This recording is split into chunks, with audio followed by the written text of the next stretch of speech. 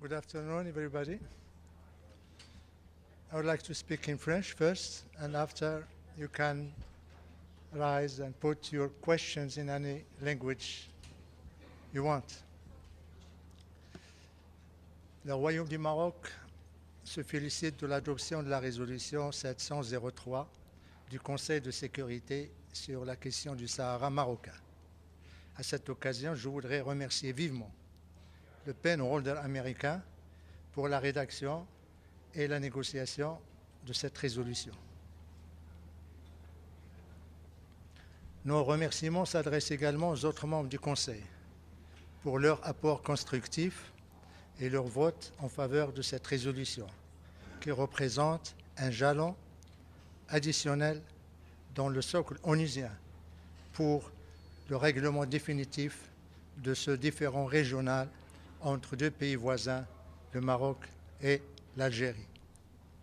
La nouvelle résolution du Conseil de sécurité consacre la sagesse et la clairvoyance du Conseil de sécurité en tant que garant de la paix et la sécurité dans le monde pour mettre fin à ce problème résiduel de la guerre froide. En ce faisant, le Conseil de sécurité s'est basé non seulement sur le droit et la légalité internationale, mais également sur le réalisme, le pragmatisme, le compromis. Cette résolution conforte également la vision et le choix stratégique de Sa Majesté le Roi en faveur de la négociation, le règlement pacifique des différends, la politique de la main tendue, et ce, conformément à l'article 6 de la Charte des Nations Unies et des résolutions pertinentes du Conseil de sécurité. La nouvelle résolution du Conseil de sécurité consacre les, socles, les 7 fondamentaux pour la résolution de ce problème. 1. La résolution réaffirme la prééminence, la préscience de l'initiative marocaine d'autonomie en tant que seule et unique solution sérieuse et crédible pour régler ce problème. En ce faisant, là également, le Conseil a rejoint non seulement le Maroc, mais également la centaine de pays à travers le monde qui soutiennent cette initiative dans le plein respect de la souveraineté nationale et de l'intégrité territoriale. 2. Le Conseil réaffirme les paramètres de la solution qui doit être politique, réaliste, pragmatique, durable et basée sur le compromis. Non déplaise à l'Algérie et à son proxy, le Polisario, cette résolution signe le 28e acte de décès du référendum, qui est mort et définitivement enterré depuis 2 décennies. 3. La résolution réaffirme également la responsabilité première de l'Algérie en tant que partie prenante principale à ce différend, en la nommant à 5 reprises dans le corps de la résolution et en lui demandant de présenter et de développer sa position afin de faire progresser le processus politique. 4. Le Conseil consacre le cadre des tables rondes du processus politique avec ses 4 participants, ignorant par là même le refus de l'Algérie de reprendre sa place autour de la table ronde. 5. Le Conseil exprime ses vives préoccupations à l'égard de la rupture du cessez-le-feu par le groupe séparatiste armé et le somme de respecter la libre circulation et réapprovisionnement de la MINURSO. 6. La résolution se félicite des réalisations du Royaume dans le domaine de la promotion et la protection des droits de l'homme, désavouant ainsi les allégations fallacieuses de l'Algérie et de son proxy polisarien. Enfin, 7. Le Conseil appelle dans sa 13e résolution consécutive à l'enregistrement des populations séquestrées des camps de Tindouf et demande aux organisations humanitaires internationales de suivre les pratiques onusiennes lors de l'acheminement et la délivrance de l'assistance alimentaire afin d'en prévenir le détournement par le groupe séparatiste armé le Polisario et les responsables algériens, comme cela a été confirmé dans le dernier rapport du PAM qui a été publié en janvier de 2023. Voilà, je suis à votre disposition pour toute question que vous voudrez poser. Adla, s'il vous plaît. La presse a parlé hier de 4 explosions dans la ville de Smara. Est-ce que vous aurez plus d'informations sur les responsables? Effectivement,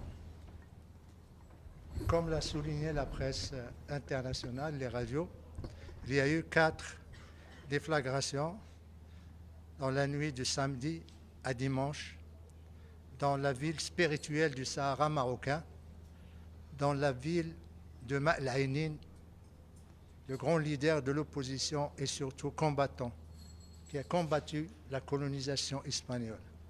C'est en pleine nuit que ces 4 explosions ont eu lieu. Je vais vous montrer ici. C'est une ville qui est connue pour sa sérénité, pour la qualité de sa vie et surtout pour le pacifisme de ses populations civiles. Les 4 explosions dont vous avez fait mention, madame, elles sont pratiquement dans le même périmètre. Première explosion, c'est dans le quartier industriel. Deuxième explosion, c'est dans le Hay Salam. Troisième, Hay Salam. Et le quatrième, Hay El-Wahda. Vous voyez, c'est pratiquement la ville et sa périphérie. Il n'y a aucune installation civile, comme vous pouvez le constater dans la première explosion dans le quartier industriel. Il n'y a aucune installation ou site militaire ni quoi que ce soit. Deuxième, Hay Salam également, vous voyez des bâtiments, vous voyez des rues, vous voyez des terrains vagues. Troisièmement, Hay Salam, vous voyez, c'est les constructions, pratiquement. Et Hay Nahda également, vous voyez des bâtiments, des rues. Ben, c'est dans ces quartiers que ces explosions ont eu lieu. Nous déplorons malheureusement un martyr, un jeune garçon de 23 ans qui s'appelle Hamza, qui ne vit même pas là-bas, qui est venu voir sa tante pour demander la main de sa cousine. Il vit en France, dans la ville de Tarbes. Il est venu avec sa mère pour construire un avenir avec la femme de son cœur ou la fille de son cœur. Malheureusement, le destin on a décidé autrement, ou je dirais ceux qui ont organisé, perpétré ces explosions lâches, ignobles, on a décidé autrement. Nous déplorons également 3 blessés, dont 2 dans un état grave et qui se trouvent encore aux urgences à l'hôpital militaire de l'Ayoun. Immédiatement après ces explosions, qui ont eu lieu pratiquement vers minuit, minuit 30, la MINURSO a été avisée. Et comme vous le savez, la MINURSO a également des postes d'observation à Smara. Ils sont venus immédiatement. Ils ont constaté que les explosions ont eu lieu dans des quartiers civils, des maisons civiles, un mort et des blessés civils. Et bien sûr, ils vont faire leur rapport au quartier, ici le headquarter, au secrétariat de l'ONU. Et bien sûr, le Conseil de sécurité sera saisi par ce rapport. Les autorités marocaines, de leur côté, ils ont demandé à ce qu'il y ait, à travers le procureur général, auprès de la cour d'appel de l'Ayoun, qui a demandé à ce qu'on diligente, la police judiciaire de diligenter une enquête afin de vérifier ou d'identifier les détails scientifiques, mais également balistiques de ces explosions. Le Maroc est un pays légaliste. Pour le moment, nous sommes dans la phase de l'enquête, de la collecte d'informations. Nous n'accusons personne parce que tout simplement, nous attendons les résultats probants de cette enquête. À ce moment-là, nous agirons. Mais nous ne pouvons pas ignorer qu'il y a un faisceau d'indices qui sont là également probants. Les faisceaux d'indices, il n'y a pas un, il n'y a pas deux, il n'y a pas trois, il y en a plusieurs, et qui versent pratiquement vers la même direction qui s'est prononcée elle-même. Le premier indice, c'est le communiqué qui a été publié par le groupe séparatiste armé, le Polisario. C'est le communiqué 901, où il est dit que, là j'ai le communiqué en français, où il est dit que c'est ce qu'ils appellent l'armée de libération sahraoui a ciblé 3 régions. Le Mehbes, Smara, Farsiya. Smara, il parle de l'explosion et de projectiles qu'ils ont lancés dans la nuit de samedi à dimanche. Premier indice. Et là, c'est un communiqué officiel du Polisario. Deuxième indice, lorsque les radios et les télévisions du monde, les agences de presse ont commencé à parler de ces explosions, le Polisario, et en le citant, à aucun moment, il n'a démenti. En l'absence de démenti de sa part, tout le responsabilise et tout indique que, effectivement, son silence confirme que c'est eux qui sont derrière ces explosions. Comment pourrions-nous qualifier tout en attendant les résultats et les conclusions de l'enquête de la police judiciaire de la Younes Mara? Nous savons que le droit international, le droit humanitaire international, les résolutions des conseils de sécurité qualifient toute attaque ou tout ciblage des civils ou des villes civiles comme acte terroriste, comme acte de guerre.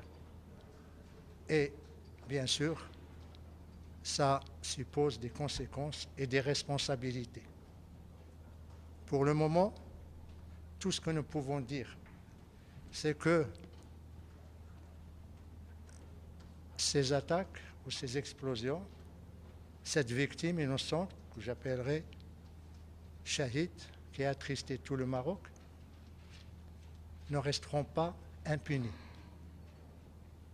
Les responsables devront assumer leurs responsabilités juridiques, mais également politiques. Pas seulement ceux qui ont perpétré ces attaques, mais ceux également qui sont derrière eux, ceux qui les abritent, ceux qui leur fournissent les missiles ou les katyushas ou les mortiers. Parce que tout simplement, quand il y a une déflagration, ça laisse des traces. Ça laisse parfois des indices techniques de l'origine qui va permettre au Maroc la traçabilité de l'explosif et la traçabilité du missile, du katyusha ou du mortier. À ce moment-là, le Maroc prendra les décisions qui s'imposeront et tirera les conséquences et les conclusions qui s'imposent. Et bien sûr, le premier à en tirer devra être le Conseil de sécurité, dès lors qu'il aura un rapport détaillé de la part de la MINURSO. La MINURSO est là pour superviser le cessez-le-feu. Le cessez-le-feu a été rompu il y a maintenant 2 ans, quelques mois. Il y a une responsabilité et nous attendons à ce que ce rapport soit rendu public par les Nations Unies afin que tout le monde sache qui cible les civils, qui tue les innocents, qui déstabilise la sécurité dans la région et qui risque de provoquer des drames sur l'ensemble d'un embrasement de la région. Tout le monde doit savoir ça et la communauté internationale, bien sûr, doit juger de ce qui s'est passé. Nous faisons confiance à la MINURSO, nous faisons confiance au Conseil de sécurité pour décider et, bien sûr, le Maroc tirera, comme je l'ai dit, la responsabilité qui s'impose après cet acte que je qualifierais d'ignoble et d'acte terroriste, condamnable. Deuxième question, oui. Pourquoi vous insistez de négocier qu'avec les Algériens? C'est pas que nous insistons, c'est pas nous qui insistons pour négocier avec les Algériens, parce que nous sommes dans notre Sahara. Et l'Algérie assume une responsabilité. Elle assume une responsabilité historique, politique et juridique. Historique, parce que l'Algérie qui a créé le Polisario, c'est l'Algérie qui l'héberge, c'est l'Algérie qui l'arme, c'est l'Algérie qui le finance. Et c'est l'Algérie qui lui a permis de autoproclamer sa chimérique république. Et c'est du territoire algérien que viennent les pick-up et les voitures lourdes avec des canons de toutes sortes. Donc il y a une responsabilité politique, historique. La responsabilité juridique, c'est les actes qui sont perpétrés. Au Sahara marocain, il n'y a pas que le Polisario qu'on est responsable. Le droit international est très clair. Tous ceux qui aident un groupe armé devront en assumer la responsabilité, surtout que l'Algérie, dans le seul camp de réfugiés dans le monde où l'autorité, la souveraineté pratiquement est confiée à notre entité, autre que l'entité algérienne. Politique. Politique, on se rappelle que l'accord de Madrid a été signé le 15 novembre 1975. Imaginez-vous que 4 jours après, le ministre des Affaires étrangères algérien est venu voir le secrétaire général pour lui dire qu'il rejette l'accord. De quel droit il le rejette? Au moment où les deux ministres, mauritaniens et marocains, sont venus voir le secrétaire général pour lui remettre copie du rapport. Le lendemain, et là c'est documenté dans le rapport du secrétaire général, l'Algérie envoie une note, la mission permanente, pour dire que, voilà, suite à cet accord, les parties concernées et intéressées, les deux termes, concernés et intéressés, sont l'Espagne, pas le Maroc et la Mauritanie, non, l'Espagne, l'Algérie, et c'est après que vient le Maroc et la Mauritanie. Vous voyez? Donc, c'est pour toutes ces raisons politiques, juridiques et historiques que nous demandons à ce que l'Algérie soit autour de la table ronde pour régler, discuter du problème. Et je tiens à le dire, nous n'allons pas discuter de la marocanité du Sahara avec l'Algérie, ni avec son proxy polisarien. Nous allons discuter de la stabilité dans la région. Nous allons discuter de l'intégration économique. Nous allons discuter de comment on peut ouvrir les frontières et régler ce problème entre les deux pays pour que enfin la paix et la stabilité reviennent et surtout l'espoir aux populations de la région. Voilà pourquoi nous insistons. En plus, il ne faut pas oublier les résolutions du Conseil de sécurité. L'Algérie est citée chaque fois avec le Maroc. 5 fois dans la résolution qui vient d'être adoptée, la 2703. 5 fois l'Algérie est citée, 5 fois le Maroc est cité. Donc, ce n'est pas seulement le Maroc qui demande, mais il a une responsabilité, il devra l'assumer. Malheureusement, l'Algérie assume la responsabilité uniquement dans dans les déclarations à l'Assemblée générale parce qu'il sait qu'il n'y a pas de conséquences là-bas. J'aurais souhaité que vous me posiez la question, que veut l'Algérie? L'Algérie veut tout simplement l'absolution de sa responsabilité. Et c'est pour ça qu'il se dérobe. C'est pour ça qu'il ne veut pas revenir à la table ronde. C'est pour ça qu'il s'accroche à son soi-disant statut de observateur ou de juste intéressé. Donc l'Algérie n'aura jamais cette absolution. Il aura toujours à rendre des comptes devant l'histoire, devant les peuples du Maghreb et devant les Nations Unies pour tout ce qui est arrivé dans notre région comme gâchis, malheureusement. Merci, madame. S'il vous plaît. Monsieur l'ambassadeur, bonjour. Salima Benabou pour 2M. Ouais. Permettez-moi d'insister sur l'Algérie. Pourquoi est-ce que, selon vous, l'Algérie persiste dans son refus de permettre le recensement des populations des camps de Tindouf, malgré les demandes répétitives du Conseil de sécurité? La raison est simple, c'est parce qu'ils ont quelque chose à cacher. Et ce qu'ils ont à cacher, c'est le chiffre. Et le chiffre, c'est pas pendant plus de pratiquement 25 ans, ils ont avancé le même chiffre, 175 000. Maintenant, heureusement, les agences onusiennes ont déclaré depuis 2005 que ce chiffre est exagéré. Ils ont descendu à 90 000. Comme s'il n'y a ni mort, ni naissance, ni départ de ces camps. Ils ne veulent pas de recensement parce que tout simplement, il n'y a pas que les Sahraouis. Il y a des Maliens, il y a des Sénégalais, il y a des Algériens, il y a des Touaregs. Et forcément, eux, ils lient l'enregistrement à la solution politique. Aucun texte du Haut Commissariat ne lie l'enregistrement des populations d'un camp de réfugiés au règlement politique.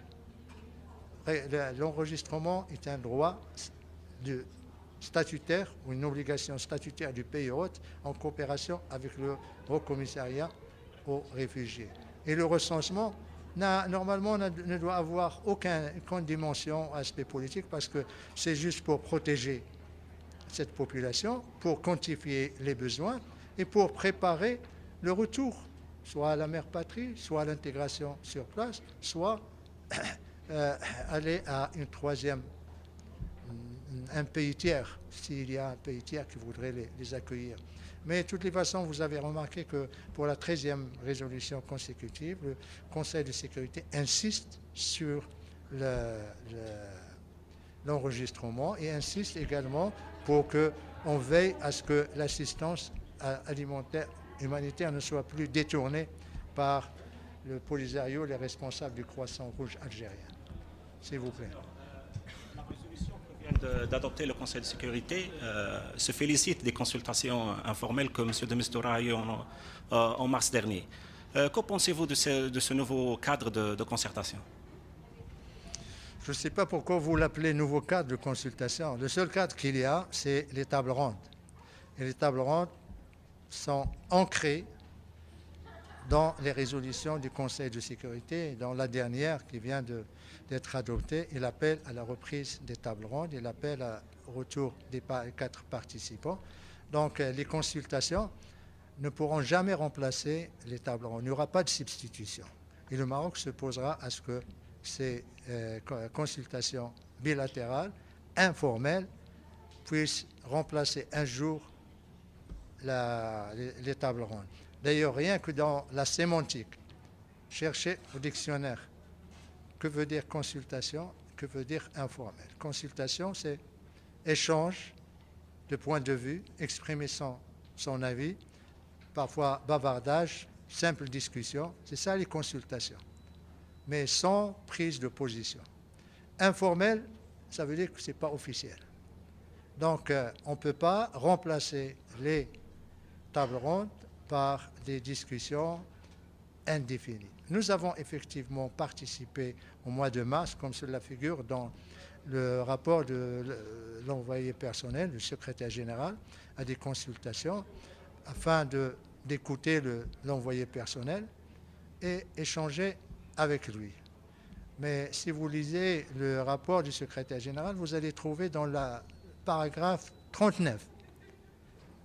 Par hasard, le seul qui se félicite de ces consultations bilatérales, c'est le ministre des Affaires étrangères algérien. Il dit qu'ils sont très utiles. Ils ne vont pas revenir à table de négociation, de table ronde, parce qu'ils se limitent uniquement à ces consultations bilatérales. Nous leur disons, nous ne pouvons pas accepter qu'il y ait les tables rondes, qu'il y ait les consultations bilatérales informelles, parce qu'une partie, l'Algérie, a décidé de changer par elle-même le format. Donc, nous pouvons accepter toute discussion avec l'envoyé personnel, mais la discussion, ou si l'envoyé personnel voudrait l'appeler consultation, ça serait pour mener, ça serait vers la voie pour les tables rondes. Il faut que ces discussions ou consultations informelles soient organiquement liées à, in fine, arriver à l'organisation des tables rondes, comme cela a été fait par l'envoyé personnel. Il a eu des réunions bilatérales avec les ministres des Affaires étrangères des partis en Europe à 2 reprises pour préparer les tables rondes. Nous attendons à ce que ce soit également le cas, en dehors du maintien, de la réaffirmation des tables rondes. Nous ne pourrons jamais cautionner à ce qu'il y ait uniquement des consultations bilatérales, informelles au niveau des représentants permanents sans objectif bien déterminé. Et l'objectif pour nous, c'est les tables rondes et c'est la base référentielle, c'est les résolutions du Conseil de sécurité. C'est ça notre référentiel. S'il vous plaît. Monsieur l'ambassadeur, bonjour. C'est Abtah Mohamed, deuxième chaîne marocaine. L'envoyé spécial fait rendu visite dernièrement au Sahara. Pour vous, quelle évaluation pour mettre vous pour cette visite? Très positif. Tout d'abord, il faut souligner que M. Slim Mistura s'est rendu au Sahara à l'invitation express du Royaume du Maroc. Ça d'un côté. Il a passé 4 jours dans des entretiens très fructueux. Il a eu des entretiens avec les autorités locales, avec les présidents des régions, avec les chours, avec les élus locaux. Il a rencontré la société civile, plusieurs ONG, les femmes, parce qu'il a insisté à rencontrer les femmes. Il a rencontré les femmes parlementaires, élues, mais également femmes d'affaires. Il a rencontré une délégation des ONG de jeunes. Il a rencontré les ONG en charge des droits de l'homme. Il a rencontré la commission régionale de Conseil national des droits de l'homme à Laayoune et Dakhla. Mais il a rencontré également l'ONG qui réunit les ralliés du Polisario qui vivent en toute tranquillité, en liberté et qui jouissent de tous leurs droits au Sahara marocain. Il a également, dans un dîner officiel, rencontré les consuls des consulats ouverts à Dakhla, avec qui il s'est entretenu durant le dîner sur les opportunités d'affaires, pourquoi ils ont ouvert, et ils lui ont expliqué le pourquoi et le comment de l'ouverture de leur consulat sur place et surtout l'activité qu'ils mènent, aussi bien en ce qui concerne la migration que les investissements, que les opportunités d'affaires. Il a également, ça c'est les rencontres, mais en même temps, il a fait des visites sur le terrain, aussi bien à Laayoune qu'à Dakhla, l'hôpital d'oncologie qui vient d'ouvrir depuis 1 an. Il a visité l'hôpital universitaire qui est encore en chantier, mais qui sera prêt dans 1 an, qui est une immense infrastructure pour l'ensemble de la région. Il a visité le centre d'excellence et de travail. Là également, c'est un centre gigantesque où on lui a expliqué les chances qui sont offertes aux jeunes pour la formation. Il a visité le grand port d'Arla en construction, qui sera l'un des plus grands ports en eau profonde de l'Afrique de l'Ouest. Et comme il a vu également des présentations sur l'autoroute d'Al-Faya d'Arla de 1000 km. Et je vous réfère à ce qu'il a dit dans son rapport, qu'il a été impressionné. Impressive les infrastructures. Donc cette visite a été très utile.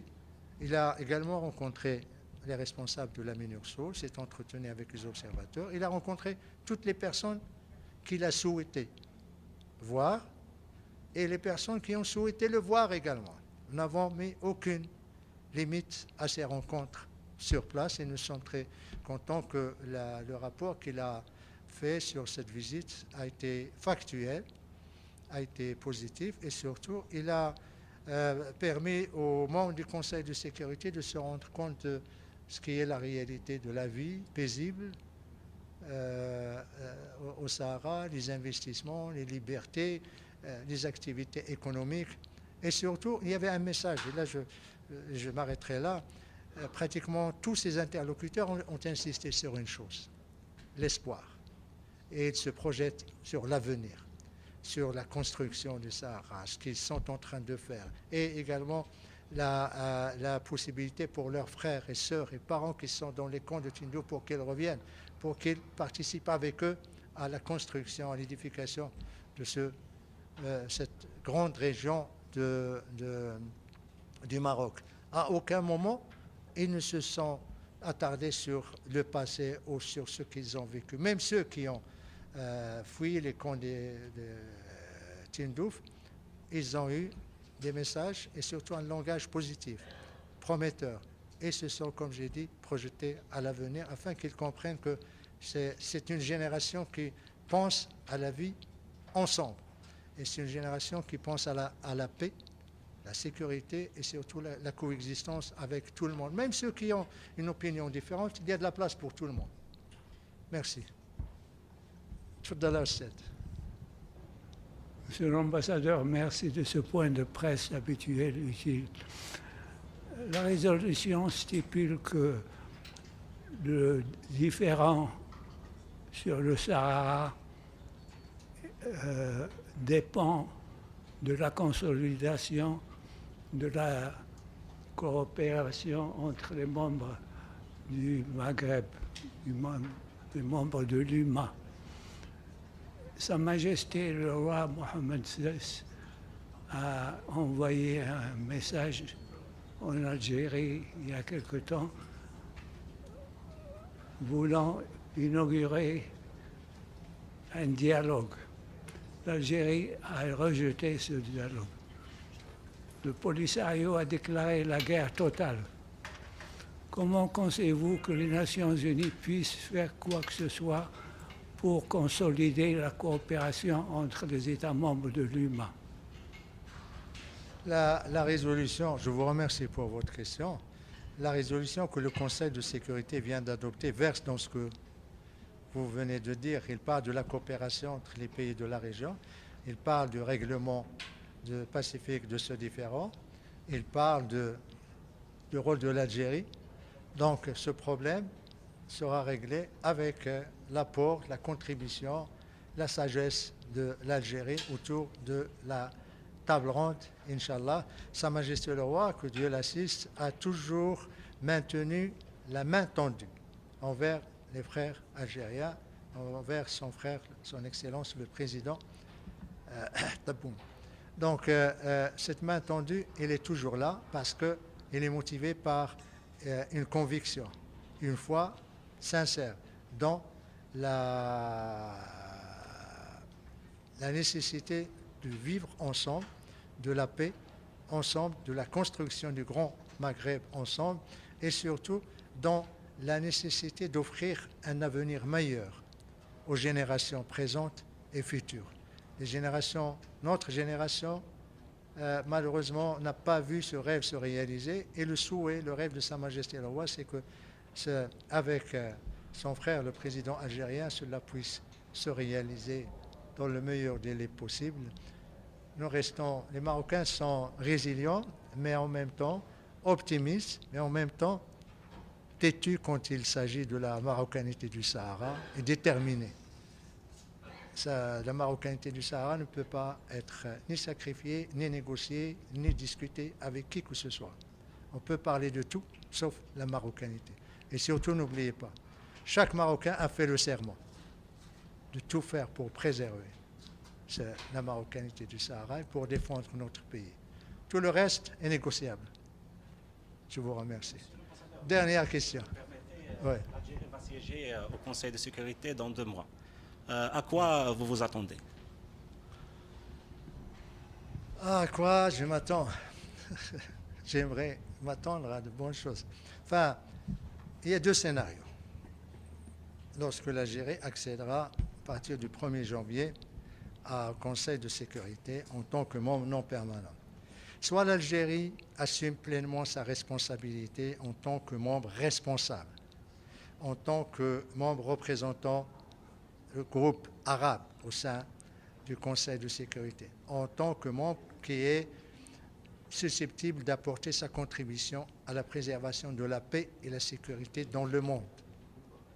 Il y a énormément de problèmes en Afrique, il y a au Moyen-Orient, il y a en Asie, il y a le Conseil de sécurité et l'Algérie peut apporter sa touche, sa contribution à la consolidation de la paix et la sécurité dans le monde. Et ça, c'est le scénario que je dirais heureux, que nous espérons vivement.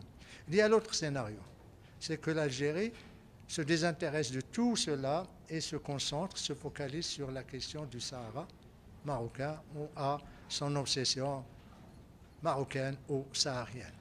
Ça serait un gâchis, là également, parce qu'il n'a pas été élu dans le cadre d'une rotation pour s'occuper uniquement de son agenda national. Le Conseil de sécurité, il a ses règles. Il a son mandat. C'est l'organe le plus important des Nations Unies. Il a ses objectifs. Son mandat est géré par la charte, mais par également le règlement provisoire du Conseil. Ils sont clairs. L'Algérie ne peut pas faire autrement que s'inscrire dans ce que le Conseil de sécurité a déjà fait. Le dossier du Sahara, il aura déjà des dizaines de résolutions. Il ne peut pas venir et commencer de scratch ou de vacuum. Il y a la dernière résolution, c'est la 2703. Il doit travailler là-dessus. S'il travaille là-dessus, je crois tout membre du Conseil de sécurité se doit, s'il est sincère, de s'inscrire dans la légitimité onusienne, dans la légitimité du Conseil de sécurité et mettre en œuvre ce que cet organe dans lequel il est devenu membre non permanent doit mettre en œuvre cela. S'il ne le met pas en œuvre ou s'il persiste, comme j'ai dit, ben ça serait autre chose. Dans ce cas-là, le Maroc sera là. Nous serons vigilants. Nous nous opposerons à toute instrumentalisation du Conseil et nous répondrons à toute provocation, que ce soit à l'intérieur du Conseil ou bien ici, partir de cette tribune. Le Maroc est connu pour être parmi, et ça c'est pas moi qui le dis, parmi les 10 pays, parmi les 193 pays membres des Nations Unies, à être le plus présent au Conseil de sécurité. Notre assiduité aux réunions du Conseil de sécurité est un exemple. Nous sommes parmi les 10 premiers pays. Nous allons encore faire plus avec l'Algérie en tant que membre. Tout simplement, pas pour créer quoi que ce soit. Le Maroc n'a jamais été celui qui provoque ou celui qui crée le problème. Nous sommes le pays qui réagit. Si nous tendons la main à nos frères algériens, la délégation aussi, pour travailler ensemble, nous interviendrons positivement lorsqu'ils présideront le Conseil, lorsqu'ils auront leur événement signature ou leur thématique qu'ils choisiront pour le mois de leur présidence.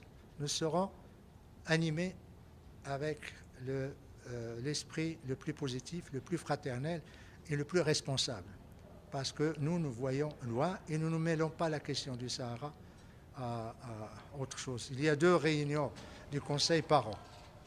C'est au mois d'octobre pour prorogation du mandat et le mois d'avril pour le mi-parcours ou le mi-terme. En dehors de ces 2 réunions, il n'y a pas de raison de soulever la question du Sahara à n'importe quel discours. J'espère qu'il soit animé par les mêmes sentiments que nous sommes là.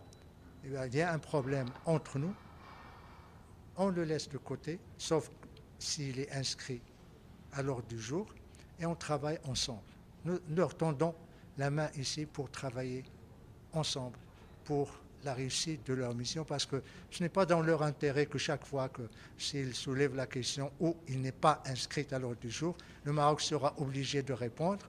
Ce n'est pas dans leur intérêt ni dans leur image, pour préserver leur image. Ils doivent maintenant envoyer l'image d'un pays responsable. C'est pour ça qu'ils sont ici dans le Conseil. Voilà, merci beaucoup, mesdames et messieurs. À l'année prochaine, Inch'Allah, je l'espère.